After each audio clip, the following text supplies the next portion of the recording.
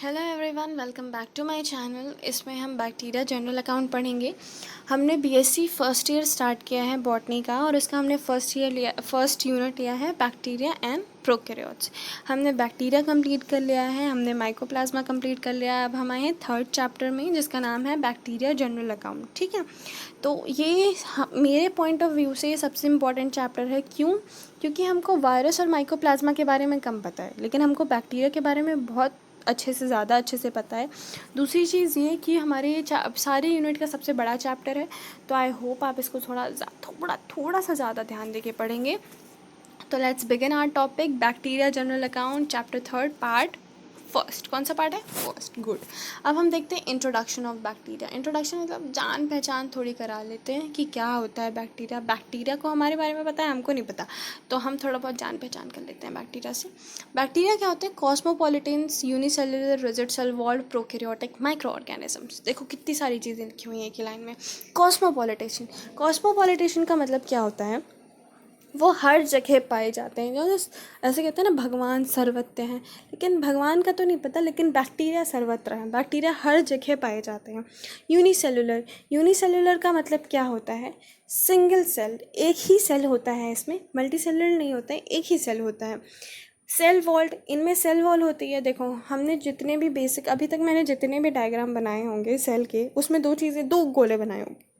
एक गोला nuclear membrane का और दूसरा गोला सेल मेम्ब्रेन का। इसमें क्या होता है? तीन गोले होते हैं, दो ही गोले होते हैं। एक न्यूक्लियर सेल मेम्ब्रेन का और एक सेल वॉल का। न्यूक्लियर मेम्ब्रेन का क्यों नहीं होता? क्योंकि ये प्रोकैरियोट होता है। प्रोकैरियोट, याद रखना, पी से प्रो, पी से पहले। ठीक है, ये तो प्रोकैरियोट्स का मतलब क्या होता है? ये पहले आए थे, हमसे पहले आए थे, और इनमें क्या नहीं होता था? न्यूक्लियर मेम्ब्रेन नहीं होता था। ठीक है, ये माइक्रो ऑर्गेनिज्म है। माइक्रो ऑर्गेनिज्म का क्या मतलब होता है? माइक्रो ऑर्गेनिज्म का मतलब होता है कि उनको हम नेकेड आई से नहीं देख सकते। ठीक है, जैसे हमारी नॉर्मल जो आँखें हैं, हम इनको नहीं देख सकते ऐसे। और अगर हम यहाँ पे ये लिखें कि हम एडेड आई से देख सकते हैं, तो वो भी सही होगा। एडेड आई का मतलब क्या होता है? जब हम आँखों में माइक्रोस्कोप लगा लेते हैं, माइक्रोस्कोप का लेंस लगा के देखते हैं, तो हम उससे देख सकते हैं। फिर सेकेंड पॉइंट क्या है? Very simple in structure. इसका मतलब क्या हुआ? इनका स्ट्रक्चर बहुत सिंपल है। अभी तक आपको याद होगा, जहाँ तक हमने जब वायरस पढ़ा था, जब माइकोप्लाज्मा पढ़ा था, तो हमने क्या पढ़ा था? वायरस का स्ट्रक्चर कैसा होता है? Complex structure. उसके बाद जब हमने माइकोप्लाज्मा पढ़ा तो क्या पढ़ा? माइकोप्लाज्मा का वायरस से भी ज़्यादा कॉम्प्लेक्स स्ट्रक्चर होता है। लेकिन इसमें हमने क्या पढ़ा कि जो इसका स्ट्रक्चर है वो सिंपल है। ठीक है, produce disaster disease in plant and animal. मतलब जितने भी प्लांट्स हैं, एनिमल हैं, इनमें बहुत ही खतरनाक डिसीज़ कॉज करता है बैक्टीरिया। मतलब ठीक है, हम इसके बारे में जानते हैं, इसका मतलब ये नहीं है कि ये ऐसे ही है कि भाई हम तो कुछ नहीं करेंगे। ये भी बहुत ज़्यादा डिजास्टर डिसीज़ कॉज करता है। The branch of science that deal with the study of bacteria and their activities known as bacteriology. Normal सी बात है, जब भी किसी वर्ड के बाद लॉजी लगा हो, तो उसका मतलब होता है उस वर्ड की स्टडी। जैसे मान लो मैंने लिखा XYZ लॉजी। ठीक है, तो इसका मतलब क्या हुआ? XYZ की स्टडी। मान लो मैंने लिखा पारुल लॉजी, तो पारुल लॉजी का मतलब क्या हुआ? पारुल के बारे में स्टडी। ठीक है, तो हमने अगर लिखा है बैक्टीरियोलॉजी, तो उसका मतलब क्या हुआ? बैक्टीरिया के बारे में स्टडी। ठीक है, फिर देखो, अब हम देखते हैं बीफ हिस्ट्री। बीफ हिस्ट्री का मतलब क्या होता है? सॉरी, नेक्स्ट स्लाइड में हम देखेंगे बीफ हिस्ट्री का। बीफ हिस्ट्री का क्या मतलब होता है? उसके बारे में थोड़ा इतिहास में क्या हुआ, क्या नहीं हुआ, ये देखना। ठीक है, तो हम बीफ हिस्ट्री मतलब थोड़ा सा उसका शॉर्ट में हम पढ़ेंगे कि उसकी हिस्ट्री में क्या चल रहा था। तो पहले आया, it was discovered by Dutch scientist Anton van Leeuwenhoek 1674। तो देखो कब डिस्कवर हुआ? 1674 में डिस्कवर हुआ। किसके द्वारा? डच साइंटिस्ट के द्वारा। मतलब एक डच साइंटिस्ट थे, उन्होंने क्या किया? उन्होंने डिस्कवरी की, उन्होंने पता किया कि हाँ एक ऐसा जानवर होता है, जिसका मतलब जानवर नहीं बट एक ऐसा चीज़ होता है जो लिविंग है। और उनका नाम क्या था साइंटिस्ट का? Anton van Leeuwenhoek. देखो कब की बात है? 1674 की। तो देखो इनके पास तब के ज़माने में हमारे इलेक्ट्रॉनिक माइक्रोस्कोप नहीं थे, कॉम्प्लेक्स माइक्रोस्कोप भी नहीं थे। इन्होंने खुद से एक माइक्रोस्कोप बनाया था। तो देखो इसने क्या लिखा है? Self made microscope. इसका मतलब क्या हुआ? खुद के द्वारा बना हुआ माइक्रोस्कोप। उसमें इन्होंने क्या किया, अपना जैसे अपने जो टीथ होते हैं, अपने जो दांत होते हैं, हम रोज़ सुबह ब्रश क्यों करते हैं उनमें, ताकि वो पीले ना पड़ जाएं। क्यों पीले पड़ जाते हैं? क्योंकि हर दिन एक लेयर ऑफ येलो, हमारे दांतों में एक येलो कलर की लेयर चढ़ जाती है, उसी को हम कहते हैं स्कम। उसी को उन्होंने निकाला किसी निडल से और अपने खुद के बनाए माइक्रोस्कोप में देखा। ठीक है, उन्होंने इसको क्या कहा, एनिमल क्यूल्स। इन्होंने 3 तरह के शेप डिस्कवर किए कि बैक्टीरिया के 3 तरह के शेप होते हैं। कौन कौन से? स्फेरिकल, रॉड शेप और स्पाइरल। ठीक है। Leeuwenhoek was also known as father of bacteriology, मतलब लेवेनहुक को फादर ऑफ बैक्टीरियोलॉजी भी कहा जाता है। क्या कहा जाता है? Father of bacteriology. इस वाले पार्ट में हम बहुत सारे पापाओं को देखेंगे, father of bacteriology, father of modern bacteriology, father of microbiology.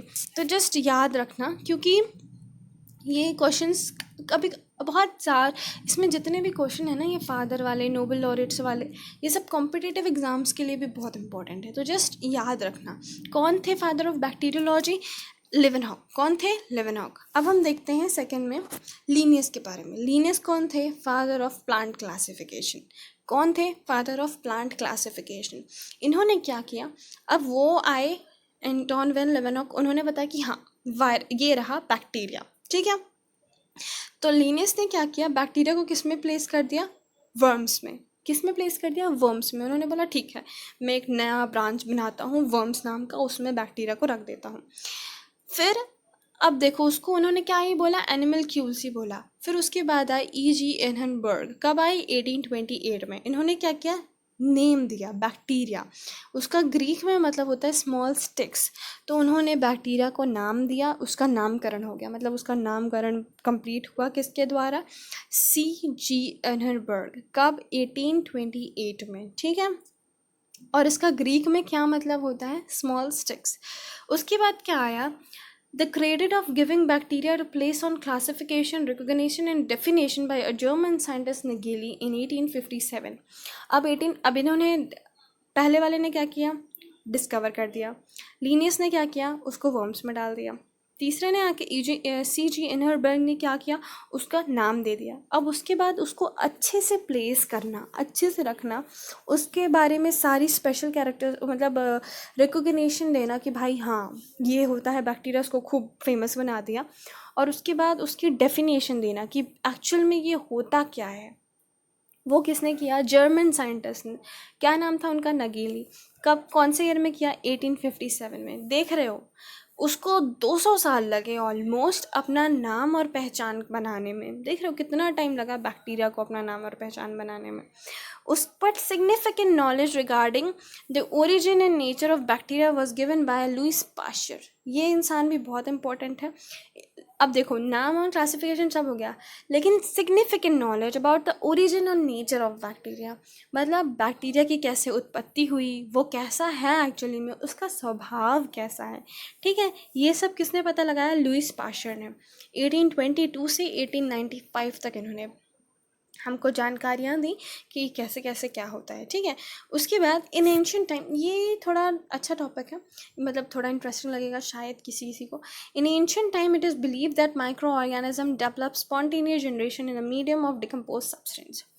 देखो क्या हुआ था, बहुत पहले की बात है, जब हम पैदा भी नहीं हुए थे, उसके भी पहले की, जब हमारे मम्मी पापा पैदा नहीं हुए थे उसके भी पहले की, दादा दादी की पहले की।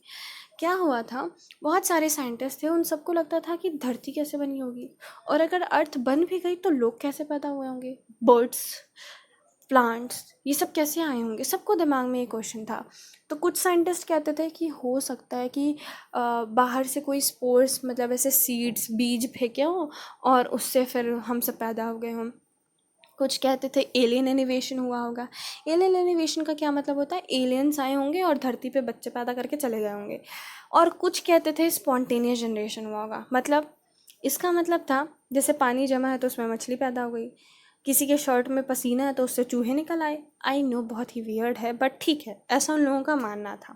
इस थ्योरी को रॉन्ग किसने प्रूव किया? अपने हीरो ने। कौन से हीरो ने? Louis Pasteur. अभी पिछले स्लाइड में बताया था ये इंपॉर्टेंट है, ये इसीलिए इंपॉर्टेंट भी है, मतलब और भी बहुत चीज़ें की है इन्होंने, पर इसलिए भी इंपॉर्टेंट है कि theory of spontaneous generation was discarded by Louis Pasteur. मतलब लुईस पाश्चर ने बोला गलत थ्योरी है, ये अजीब सी थ्योरी तुम्हारी गलत, ठीक है। Louis Pasteur also presented the germ theory of diseases. इन्होंने एक और थ्योरी दी जिसका नाम था germ theory of diseases. Louis Pasteur is known as father of microbiology. इनको क्या कहा गया, इनको कहा गया फादर ऑफ माइक्रोबायोलॉजी। पिछले वाले कौन थे, बैक्टीरियोलॉजी के पापा।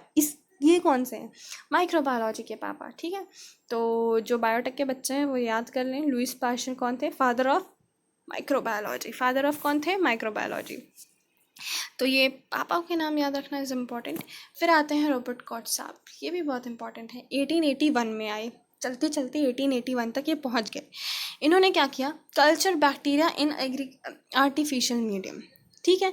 इन्होंने क्या किया, बैक्टीरिया को ग्रो कराया आर्टिफिशियल मीडियम में। अभी तक लोग क्या कर रहे थे, उनका जो नेचुरल मीडियम था, जैसे दांत के वो गंदे से पीले परत में देख रहे थे वो, तो उसमें तो पहले से ग्रो कर रहा था, उसको थोड़ी उन्होंने अपने दांत में बोला आओ ग्रो करो, नहीं, वो खुद ही ग्रो हो रहा था।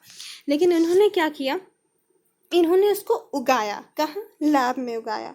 इन्होंने कुछ रूल्स भी बनाए डिसीज़ के रिकॉर्डिंग, कि मतलब अगर बैक्टीरिया डिसीज़ कॉज कर रहा है तो कौन कौन से रूल्स होंगे जिसके कारण वो फॉलो कर रहा होगा, ठीक है।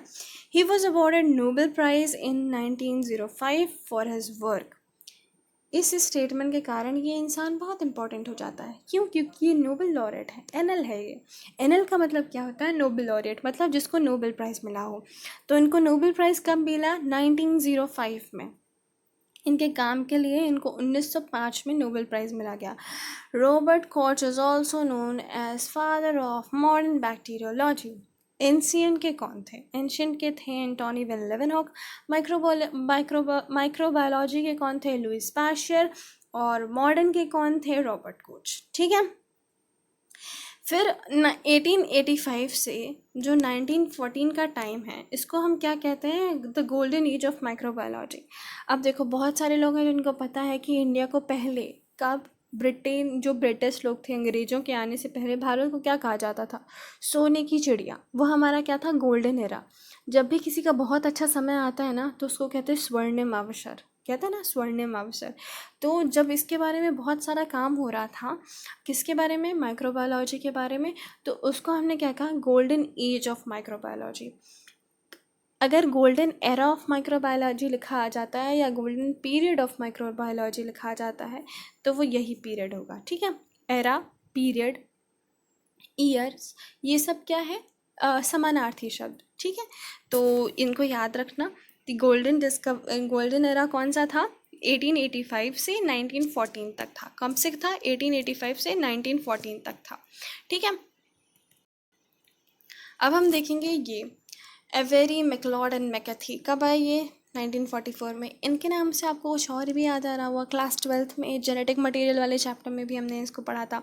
इन्होंने क्या बताया था, ट्रांसफॉर्मेशन इन बैक्टीरिया, मतलब बैक्टीरिया कैसे ट्रांसफॉर्म हो रहा है, चेंज होता है। And describe the importance of DNA as सी मटेरियल, नहीं, सी गलती से लिखा हुआ, यहाँ पे क्या होना चाहिए, जेनेटिक मटेरियल, ठीक है।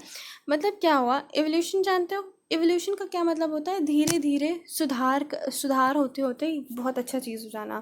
जैसे हमारी क्लास में बहुत सारी लड़कियां हैं, एक हैं, तो उन वो क्या करती हैं, वो बहुत अच्छी ड्राइंग बनाती हैं।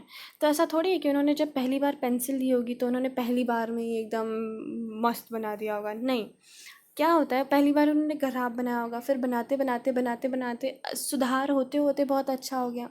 ऐसे ही जब धरती में इंसान जीव आए, तो पहले कुछ ख़राब आए, माइक्रो ऑर्गेनिज्म आए, फिर मतलब ख़राब नहीं बट माइक्रो ऑर्गेनिज्म आए, लेस डेवलप्ड आए, और धीरे धीरे धीरे धीरे कॉम्प्लेक्स ऑर्गेनिज्म आए, जैसे कि इंसान।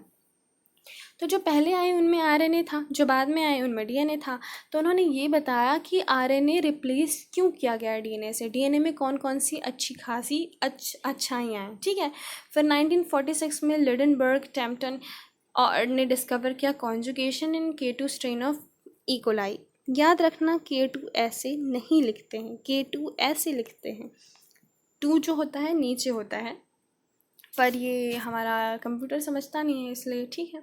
तो कब कौन से ईयर में, 1946 में क्या किया, कॉन्जुगेशन डिस्कवर किया K2 स्ट्रेन ऑफ कोलाई में। कोलाई का नाम बहुत अच्छे से सुना होगा, बहुत लोग जानते हैं कोलाई के बारे में, है ना।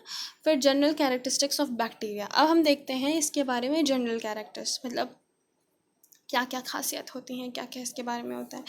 Bacteria are simple structure unicellular and primitive organism which are found in water, earth, air organism and in all the places where life is possible. मतलब यही लिखा हुआ है।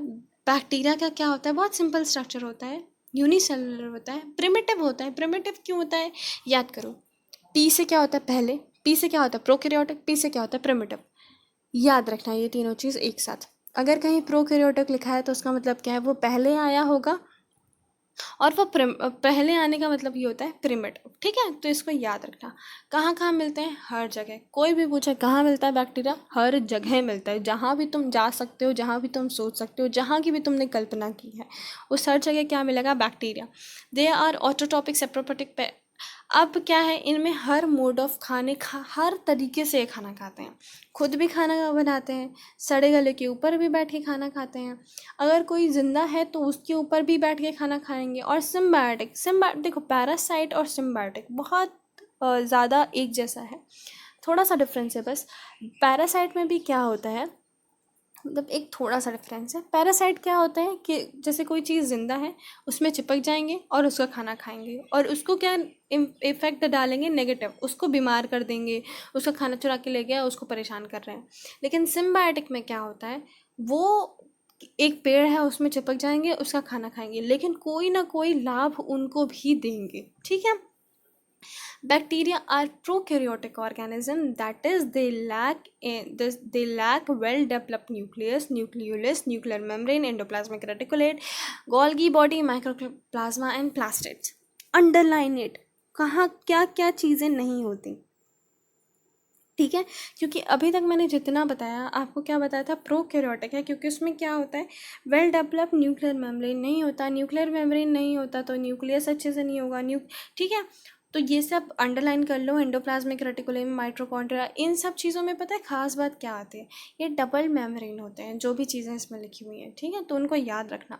दे contain incipient nucleus and genetic material in histone free DNA. तो क्या मतलब होता है, इनसिपिएंट का मतलब होता है पुराना, स्टोन फ्री डीएनए का मतलब क्या होता है, जो हमारे डीएनए होते हैं ना, अब देखो खूब बड़ा डीएनए होता है तो उसको छोटा करने के लिए हिस्टोन प्रोटीन्स रहते हैं जो उसको बाइंड करके रखते हैं, लेकिन इसमें हिस्टोन प्रोटीन्स नहीं होते, हिस्टोन फ्री डीएनए होता है। डीएनए होता है बट हिस्टोन्स नहीं होते। Their rigid wall is composed of mucopolysaccharides but lack in cellulose. इनमें कौन सा जो सेल वॉल होता है उनमें क्या होता है, म्यूकोपॉलीपेप्टाइड, बट क्या नहीं होता, सेलुलोज नहीं होता। सेलुलोज किस में होता है, प्लांट सेल वॉल में क्या होता है, सेलुलोज होता है। ठीक है, तो याद रखना ये चीज़ भी। फिर bacteria are both motile and non motile. Motile bacteria possess flagella. इसका क्या मतलब हुआ, ऐसा भी हो सकता है कि बैक्टीरिया चलते हों और ऐसा भी हो सकता है कि बैक्टीरिया ना चलते हों। जो बैक्टीरिया चलते हैं उनमें फ्लैजेला होता है। फ्लैजेला क्या होता है, आपने बहुत बार ऐसे स्ट्रक्चर देखा होगा, ये बोलो, और इसमें ऐसे बड़े से ऐसे दो धागे टाइप होते हैं, उनको हम क्या कहते हैं, flagella. Some bacteria have chlorophyll which is found in secret lamella. ठीक है, तो कुछ कुछ में क्लोरोफिल होता है, किसी ट्रू सेक्सुअल रिप्रोडक्शन नहीं मिलता है, बट जेनेटिक रिकॉम्बिनेशन होता है। ये हम बाद में देखेंगे, जब हम रिप्रोडक्शन पढ़ेंगे तब हम पढ़ेंगे। ठीक है, फिर उसके बाद reproduction commonly take place by fusion और बडिंग। रिप्रोडक्शन कैसे होता है, कॉमनली फ्यूजन से होता है और बडिंग से होता है। In them asexual reproduction take place by various methods such as motile spore, conidia और एंडोस्पोर।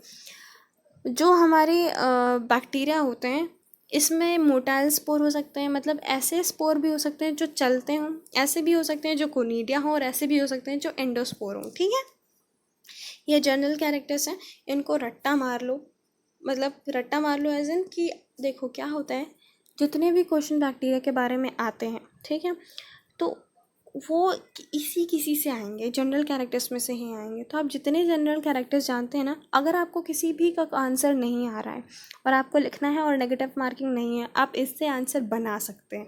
इसलिए जनरल कैरेक्टर्स याद, देखो दो चीज़ें सबसे ज़्यादा इंपॉर्टेंट होती हैं, क्या, मेन 4-5 साइंटिस्ट के नाम याद कर लो, इंट्रोडक्शन याद कर लो और जनरल कैरेक्टर्स। ये कहीं ना कहीं से घूमा फिरा के आ ही जाता है, ठीक है।